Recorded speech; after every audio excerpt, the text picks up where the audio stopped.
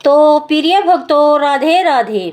कहते हैं बुढ़ापे में प्रदीप को कौन सी दो चीज़ें सुख देती हैं। हर घर की एक सच्ची कहानी हम आपको सुनाते हैं। एक बार की बात है, भगवान श्री राम और माता सीता जी अपने 14 वर्ष वनवास के समय में भगवान के पवित्र धाम चित्रकूट में एक कुटिया बनाकर आरंभ कर रहे थे और मनुष्य जाति के बुढ़ापे के विषय में कुछ बातचीत कर रहे थे। बातचीत करते करते माता सीता के ध्यान में एक प्रश्न आता है। माता सीता जी ने भगवान श्री राम से यह पूछा, प्रभु मेरे मन में एक प्रश्न है जिसका उत्तर मैं आपसे जानना चाहती हूँ। अब भगवान श्री राम कहते हैं, देवी सीते आप परेशान न होइए, आप मुझे बताइए कौन सा प्रश्न है, आपका उत्तर मैं अवश्य बताऊंगा। तो माता सीता कहती हैं, प्रभु मेरा प्रश्न यह है, बुढ़ापे के प्रति की बात कौन सी दो चीज़ें हैं जिसे सुख देती हैं। अब भगवान श्री राम कहते हैं, देवी सीता आपने समस्त मनुष्य जाति के लिए बड़ा ही कल्याणकारी प्रश्न किया है। आपका यह प्रश्न समस्त मनुष्य जाति के लिए कल्याणकारी है। आपके इस प्रश्न का उत्तर सुनने मात्र से समस्त मनुष्य जाति का कल्याण हो जाएगा। हे देवी सीते, मुख्य रूप से मनुष्य के जीवन की 3 अवस्थाएं होती हैं। पहला बचपन होता है, दूसरा जवानी, तीसरा बुढ़ापा होता है। कहते हैं, जवानी को देख बैठी भावे बुढ़ापा, मौत बंदे सभी को आवे। अर्थात बुढ़ापा और मौत अटल सत्य है। सभी पर बुढ़ापा भी आएगा और मौत भी निश्चित होगी, यह अटल सत्य है। आपको कोई भी जुटला नहीं सकता। लेकिन देवी सीते, बुढ़ापा भी सबके नसीब में नहीं होता। बड़े भाग्यशाली लोग होते हैं जो बुढ़ापे में भी सुख शांति से रहते हैं। वह लोग बड़े भाग्यशाली होते हैं। बुढ़ापा एक ऐसी अवस्था है जिससे बड़े सारे परिवर्तन होते हैं। कुछ लोग पहले से व्यवस्था बनाकर जीते हैं, उन्हें बुढ़ापे में कोई दुख नहीं व्यापता है। जो लोग व्यवस्थित नहीं बनाते और जीवन में इस पड़ाव में बहुत सारी दिक्कतों का सामना करना पड़ता है। भगवान श्री राम कहते हैं, हे देवी सीते, मैं आपको बुढ़ापे में सुखी रहने के कुछ मूल मंत्र देता हूँ। एक कल्याणकारी माँ कथा है, आपको यह ध्यान से सुनिए। कौन सी 2 चीज़ों को छोड़कर कौन सी 3 चीज़ों को अपनाकर बुढ़ापा शांति सुख में रहता है। जो मनुष्य इन बातों का पालन करता है वह निश्चित ही उनका बुढ़ापा सुख से बीतेगा। तो सत्य है, यह जानकारी समस्त मनुष्य जाति के लिए बहुत ज्ञानवर्धक है। मनुष्य आज जवान है तो आज ना सही, परंतु जब बुढ़ापा आएगा तो यह बातें आपको, हमको, सबको बड़ी काम आएंगी। समस्त मनुष्य जाति को प्राचीन कथाओं को, कहानियों में अवश्य जुड़े रहने चाहिए। आपने देखा होगा बुढ़ापे में कितने सारे परिवर्तन होते हैं। मनुष्य की सारी कर्म इंद्रियां, ज्ञान इंद्रियां सब असर छोड़ देती हैं। हाथ पांव काम करना बंद कर देते हैं। आँखों से काम दिखाई देने लगता है। कानों से सुनाई देना भी कम हो जाता है। जीभ पर स्वाद की कणिकाएं खत्म हो जाती हैं तो किसी चीज़ में स्वाद नहीं आता। दांत भी साथ छोड़ देते हैं, जिससे बहुत सारी चीज़ों का मन मचलता भी है, परंतु हम उन्हें खा नहीं सकते क्योंकि दांत ही है नहीं। स्मृति को खो जाती है, याददाश्त कमज़ोर हो जाती है, शरीर के अंदरूनी अंग भी ठीक से काम नहीं कर पाते। घर के बच्चे अपना निर्णय स्वयं लेने लगते हैं तो घर में बुजुर्गों का महत्व पहले जैसा नहीं रहता। चेहरे पर झुर्री आती है, कमर झुक जाती है। कभी कभी ऐसा देखने को मिलता है, घर में बेटों की बहुएं आ जाने के बाद बुजुर्गों की चारपाई घर के बाहर चली जाती है। भगवान श्री राम कहते हैं, हे सीते, मन में विचार करो, ऐसी हालत में रहकर बुजुर्ग क्या सोचता होगा। जिस घर को मैंने इतनी मेहनत से, लगन से पाई पाई जोड़कर बसाया है, आज वही मुझसे जीते जी छीन लिया गया। सोचो बुढ़ापे में कितना दुख होता होगा जब घर का बुजुर्ग खाना पानी मांग कर खाता है और बच्चे सुनते ही नहीं हैं, उन्हें गुस्सा आता है, गाली देता है। सबसे बड़ा दुख बुढ़ापे में तो तब होता है जब पति या पत्नी में से एक चला जाता है, फिर उसका ख्याल करने वाला, भावनाएं समझने वाला कोई नहीं रहता। सोचो तब कितना अकेला और कितना दुखी होता है। परंतु यह कहानी सबकी नहीं, सबके साथ ऐसा नहीं होता। कुछ लोग अपनी वृद्धावस्था को बड़े चैन से और बड़े सुख से, शांति से व्यतीत करते हैं। वह लोग क्या व्यवस्था बनाते हैं। भगवान श्री राम कहते हैं, हे देवी सीते, यही मैं आपको बताता हूँ। आप सोचिए, पुरुष के जीवन में सबसे अच्छा कोई दोस्त हो सकता है तो वह उसकी पत्नी होती है। एक स्त्री का सबसे सच्चा, सबसे अच्छा साथी उसका पति ही है। यह सोच है और सत्य भी है। जीवन में इस मोड़ पर आकर वृद्धावस्था में पति और पत्नी भाई बहन की तरह हो जाते हैं। जीवन में लंबे समय तक एक दूसरे के साथ रहते हुए वे एक दूसरे का रूप हो जाते हैं। दोनों एक दूसरे को समझ जाते हैं, बिना कुछ बोले, बिना कुछ कहे, बिना कुछ सुने एक दूसरे की इच्छा को समझ जाते हैं। बुढ़ापे में आकर दोनों एक दूसरे का ध्यान रखने और ख्याल रखने की भावना अधिक गहरी हो जाती है, अधिक मजबूत हो जाती है। बुढ़ापे के पड़ाव में आकर स्त्रियां पति की देखभाल इस प्रकार करती हैं जिस प्रकार एक बच्चा, एक माँ बच्चे की देखभाल करती है।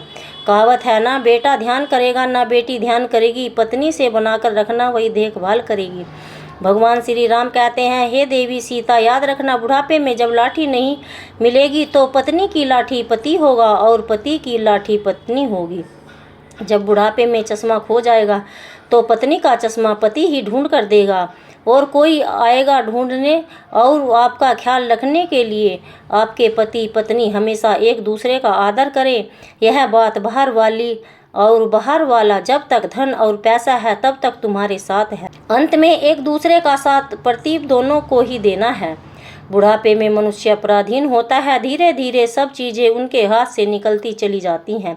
इस स्थिति में स्वाभाविक और मनुष्य कुछ चिड़चिड़ा गुस्सैल हो जाता है। बेटे बहू नाती पोते को अपनी अपनी ज़िंदगी जीनी होती है। सबकी अपनी ज़रूरतें होती हैं। बुढ़ापे में माँ बाप की कोई नहीं सुनता। सबका अपना अपना अलग जीवन होता है।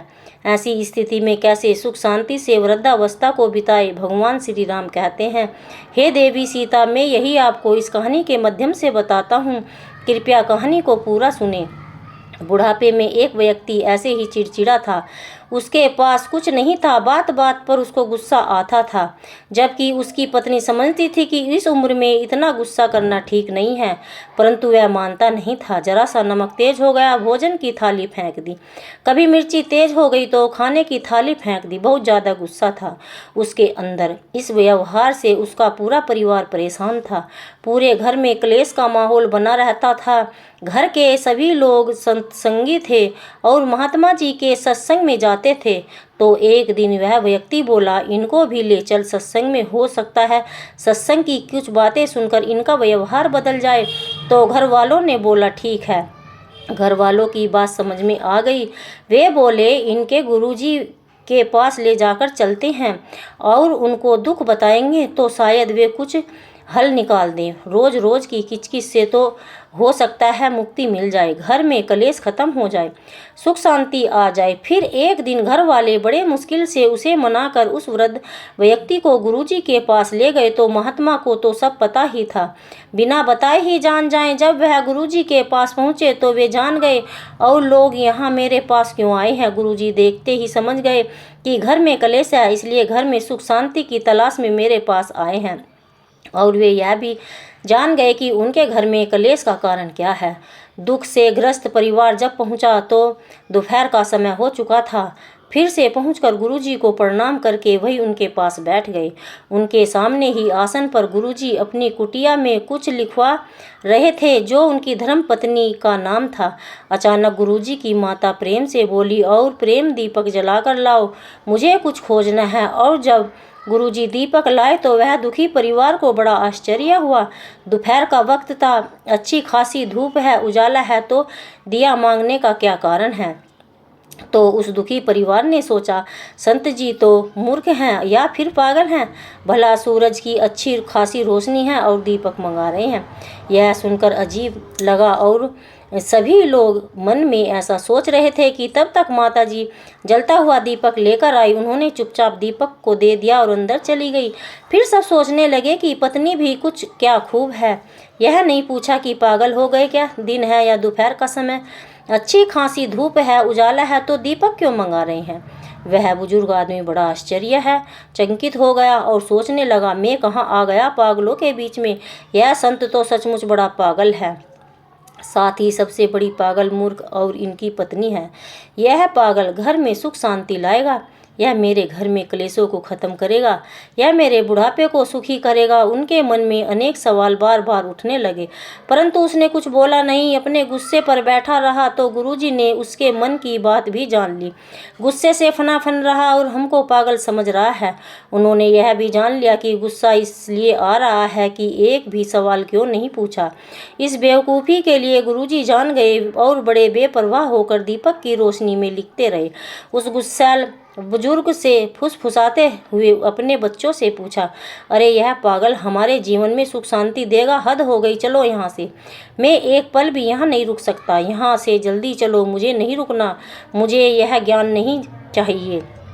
भगवान श्री राम कहते हैं, हे देवी सीता। फिर तो गुरुजी ने सुन लिया और बोले, क्या बात है भगत जी, कोई दिक्कत है क्या? तो बुढ़ापा आदमी बनावटी हंसाते हुए कहने लगा, नहीं गुरुजी, कोई दिक्कत नहीं है, आपके दर्शन करने आए थे सो हो गए, अब हम जाना चाहते हैं, आज्ञा दीजिए। तो गुरुजी बोले, अरे भाई, तुम हमारे पास आए हो, हमारे अतिथि हो, बिना अतिथि सत्कार के कैसे जाने देंगे। उन्होंने माता जी को आवाज़ दिया और माता जी तुरंत हाथ जोड़कर खड़ी हो गई।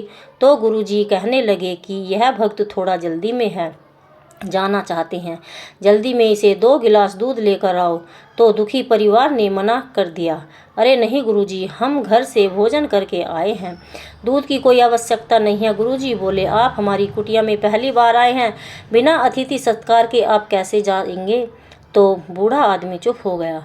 तो पत्नी बिना कुछ बोले, बिना कुछ पूछे अंदर चली गई, 2 गिलास दूध लेकर वापस आई। तो संत जी ने 1 गिलास दूध उस बूढ़े आदमी को दिया और 1 गिलास खुद ले लिया। बाकी लोग वहीं पर चुप बैठे रहे। जैसे ही उस बूढ़े आदमी ने दूध में एक घूंट मारा तो दूध इतना नमकीन और इतना कड़वा था कि उल्टी करने का मन हो गया। दूध में नमक ही नमक लग रहा था। उनका मन हुआ दूध कोई इस संत के मुंह पर दे मारे। उसका तो रोज रोज का यही स्वभाव था ना, कभी मिर्च ज़्यादा लग गई, कभी खाने की थाली फेंक दी, कभी नमक ज़्यादा हो जाए तो भोजन की थाली फेंक दी। तो गुरुजी ने अपने गुस्से से देखा और गुरुजी तो बड़ी सहज भाव से दूध पी रहे थे, उनके चेहरे पर ऐसा कोई भाव नहीं था। बुजुर्ग आदमी अंदर ही अंदर जल गया और बोला कुछ नहीं, परंतु मन ही मन सोचने लगा कि आज मेरा यह बालक मुझे यहाँ कहाँ ले आया। परमात्मा को सचमुच कोई यह पागल आदमी है, हद हो गई। और 1 गिलास वही रख दिया। गुरुजी बोले, संत जी आप आज्ञा दें, हम चलते हैं। तो कबीरदास जी कहते हैं, शायद तुम कोई दुख लेकर आए थे, परंतु तुमने अपने आने का कारण तो बताया ही नहीं। ऐसे कैसे जा रहे हो? कोई दिक्कत हो तो बताओ, शायद कोई हल निकाल दे। तो फिर बूढ़ा आदमी बोला, अजी संत जी छोड़िए, आप क्या हल निकालेंगे? आए तो थे हम दुख ही लेकर, परंतु अब जा रहे हैं। हम सब देख लिए, तुम्हारे बस की बात नहीं। तो गुरुजी ने कहा, अरे जब दुख लेकर आए हैं तो बताने में क्या हर्ज है, बताओ क्या दुख है, हो सकता है कि समाधान निकल ही आए। तो बूढ़ा आदमी कहने लगा, पूछते ही तो बता देता हूँ, वैसे मुझे लगता है तुम्हारे पास मेरी समस्या का कोई हल नहीं है। जब गुरुजी ने बार बार पूछा तो उस बूढ़े आदमी ने कहा, सुनो, मेरे घर में कोई मेरी इज्जत नहीं करता, सब मुझे गलत कहते हैं, घर में बड़ा क्लेश है, बड़ी अशांति है, मुझे अपने घर में शांति समृद्धि चाहिए, इसलिए मैं आपके पास आया था। परंतु आपकी मूर्खता को देखकर मुझे पक्का विश्वास हो गया, आपके पास मेरे दुखों का कोई हल हो ही नहीं सकता। मेरे घर में शांति लाने के लिए आप कुछ ही कर नहीं पाएंगे। तो गुरुजी मुस्कुराए और बोले, हम जानते हैं तुम्हारे घर में अशांति क्लेश का कारण क्या है, परंतु शायद तुम अभी समझे नहीं। तो गुरुजी ऐसा बोले। वह बूढ़ा आदमी कहने लगा, बड़ी गजब की बात है, आपने हाल ही में बता दिया, परंतु जब से हम आए हैं तब से आपने एक शब्द तक नहीं बोला, फिर कैसे बता दिया? संत जी बोले, सुनो, याद करो, जब तुम आए थे तो मैं तुम्हारे सामने ही अपनी पत्नी से जलता हुआ दिया मंगाया था और उसने बोला हाँ मंगाया था। गुरुजी कहते हैं, मेरी पत्नी ने तुरंत मेरी आज्ञा का पालन किया था ना, और बिना कुछ पूछे, बिना कुछ बताए हमारी आज्ञा का पालन करते हुए जलता हुआ दीपक हमारे पास लेकर आई थी ना। उन्होंने यह भी नहीं पूछा कि दोपहर का समय है, दीपक की क्या ज़रूरत है। उन्होंने वही किया जो हमने बोला था, कोई सवाल नहीं किया, कोई रोक टोक कुछ नहीं किया। बूढ़ा आदमी बोला, इसी का तो मुझे ताज्जुब है, तो गुरुजी बोले, उसके बाद फिर हमने दूध मंगाया।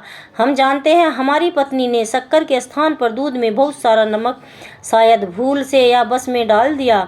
दूध कड़वा हो गया था, इसलिए कड़वे की वजह से तुमने इसको पिया भी नहीं और आपने देखा हमने इस कड़वे दूध को चुपचाप पी लिया। तो पता है क्यों? क्योंकि जब पत्नी ने हमें दीपक लाने के बारे में कुछ नहीं पूछा तो हमारा कोई अधिकार नहीं है कि हम दूध के बारे में भी उनसे कोई सवाल करते। हम करते भी तो कैसे करते? दीपक लाना उन्होंने हमारी आज्ञा का पालन करना धर्म समझा, तो हम कैसे पूछते कि दूध कड़वा क्यों है? हमने भी उसे अपना धर्म समझ लिया और दूध को पी लिया। जिस तरह से उन्होंने प्रतिकार मुझसे नहीं किया, इसी तरह से मैंने भी कोई प्रतिकार उनसे नहीं किया। इससे क्या समझे कि इससे यह सिद्ध हुआ कि प्रतीप दोनों को सामंजस्य स्थापित कर लेना चाहिए, एक दूसरे की बात का आदर कर देना चाहिए, मान देना चाहिए, एक दूसरे की बात का सम्मान करना चाहिए, दोनों को प्रेम और विश्वास में रहना चाहिए। मुझे पता है ऐसा तुम नहीं करते हो। तो गुरुजी बोले कि तुम ध्यान रखो, गलती सबसे होती है। आज गलती से दूध में शक्कर के स्थान पर नमक पड़ गया तो हमने स्वीकार कर लिया, चुपचाप बिना कुछ पूछे। तुम्हारे घर में अशांति का कारण यही है। तुम दो चीज़ों से बड़े परेशान हो और उसी के कारण तुम्हारे घर में क्लेश है। अब भगवान श्री राम कहते हैं कि देवी सीते गुरुजी कहते हैं बुढ़ापे में इन दो चीज़ों का त्याग कर दो, वही सुख जीवन जिएगा। कबीरदास जी ने बताया कि यह दो चीज़ें हैं, स्वाद और गाली। बुढ़ापे में सुखी रहने के लिए मनुष्य को स्वाद और गाली दोनों को तिलांजलि दे देनी चाहिए, तो घर में शांति रहेगी, बुढ़ापा सुख से बीतेगा। हमें समझना चाहिए कि घर में जो महिला भोजन बनाती है कितने भाव से, कितने मन से और कितने परिश्रम से बनाती है। गर्मी ज़्यादा हो, जो भी परिस्थिति हो, उस समय वह बड़े भाव से ही भोजन बनाती है, हमें खिलाती है। कहावत है, राज रसोई बागड़ी कभी कभी बन जाए, कभी गलत हो जाए, हो सकता है नमक ज़्यादा हो जाए, मिर्च ज़्यादा हो जाए, तो क्या हम उस भोजन को फेंक दें? बिल्कुल नहीं। हमें समझना चाहिए जैसे स्त्री ने, पत्नी ने और तुम्हारी पुत्र वधू ने या बहू ने इतनी मेहनत, इतने भाव से भोजन बनाया है, तो हमारा धर्म होता है कि हम उसे स्वीकार करें। और धोखे से नमक मिर्च ज़्यादा हो गई, कोई बात नहीं, हमें उसकी प्रशंसा में दो शब्द बोलकर ही भोजन को ग्रहण करना चाहिए। उसे प्रेम भक्तों से समझना चाहिए, ना कि उसे गाली देकर हताश पहुंचाना चाहिए। अगर हम ऐसा करते हैं तो तुम्हारे दिन में वह मन से, भाव से भोजन बनाएगी और अभी हम ऐसी थाली जमीन पर फेंक कर मार देंगे तो जरा सोचो उसके दिल पर क्या बीतेगी। क्या उनके मन में तुम्हारे लिए कोई सम्मान शेष रह जाएगा? भगवान श्री राम कहते हैं, देवी सीते गुरुजी कहते हैं, हरि गिज नहीं, यहाँ उसे स्त्री का और अन्न का दोनों का अपमान होगा।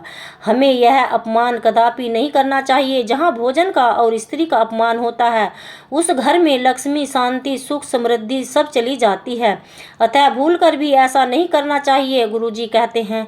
इसलिए बुढ़ापे में हमें दो चीज़ें त्याग देना चाहिए, पहला स्वाद और दूसरा अनर्गल बोलना चाहिए और ना कि गाली देना चाहिए। जैसे भी मिले भगवान का भोग समझकर भोजन को ग्रहण करना चाहिए, तो बुढ़ापे में कोई दुख होगा ही नहीं। स्वाद और गाली दोनों ही बुढ़ापे में दुखदायी होते हैं। तो उस बूढ़े आदमी के परिवार को और ख़ास तौर से उस बूढ़े आदमी को बुरी बात समझ में आ गई, मेरे घर में अशांति क्यों फैली हुई है, और वह दोनों हाथ जोड़कर गुरुजी के सामने क्षमा याचना करने लगा। कहने लगा, मैं अज्ञानी हूँ, अज्ञान में न जाने में क्या क्या सोच लिया आपके बारे में। मैंने जो अनुचित वचन बोला, मुझे आपकी उदारता, आपकी विशालता देखते हुए क्षमा करने की आप मुझ पर कृपा करें। आज के बाद मैं ऐसा बिल्कुल नहीं करूँगा। गुरुजी ने उसको क्षमा कर दिया और बोले, आज के बाद संकल्प ले लो कि स्वाद और गलल गाली और यही छोड़कर जाओगे। संत जी कहते हैं, सुनो, यदि बुढ़ापे में आप सुखी रहना चाहते हो तो इन दो चीज़ों का त्याग कर दो। अब भगवान श्री राम कहते हैं, मैं आपकी अंतिम एक चीज़ बताता हूँ कि जिन तीन चीज़ों को आप हमेशा अपने साथ रखिएगा, बुढ़ापे में कभी कोई दुख नहीं होगा। तो फिर बूढ़ा आदमी कहता है, मैं आज से ही स्वाद गाली का त्याग करता हूँ। परंतु संत जी, वह तीन चीज़ें कौन सी हैं मुझे आपने अपने साथ रखने के लिए बताई हैं, कृपया उन्हें फिर से मुझे बताने की कृपा करें। फिर गुरुजी कहते हैं, इनका जीवन अनुशासन में रहता है, सफलता उनके दरवाजे पर सदैव रहती है। मनुष्य का जीवन तभी सार्थक बनता है जब वह अपने कार्य को जिम्मेदार संतुलन बनाकर करता है।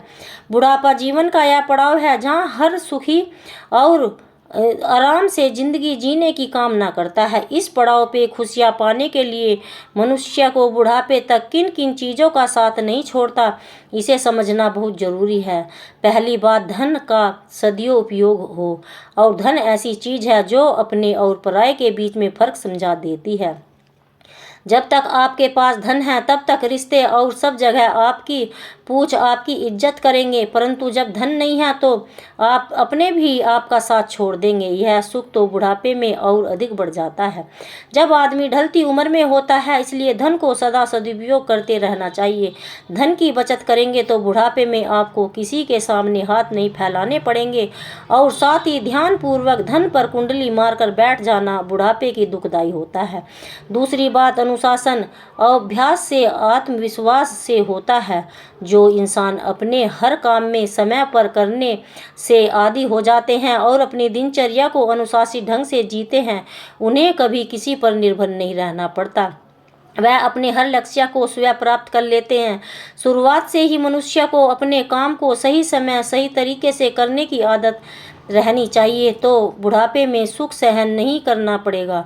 समय के अनुसार खान पान, तय समय पर सोना जगना, व्यायाम और हर कार्य को निश्चित समय पर करने की आदत होनी चाहिए।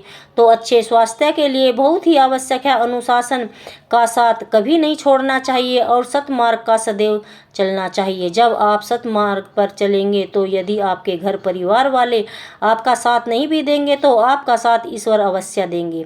आपके बुढ़ापे की लाठी ईश्वर स्वयं बनेंगे। और भगवान श्री राम कहते हैं, हे देवी सीते, इस प्रकार संत जी ने बताया कि बुढ़ापे में वह कौन सी दो चीज़ हैं जो सुख देती हैं।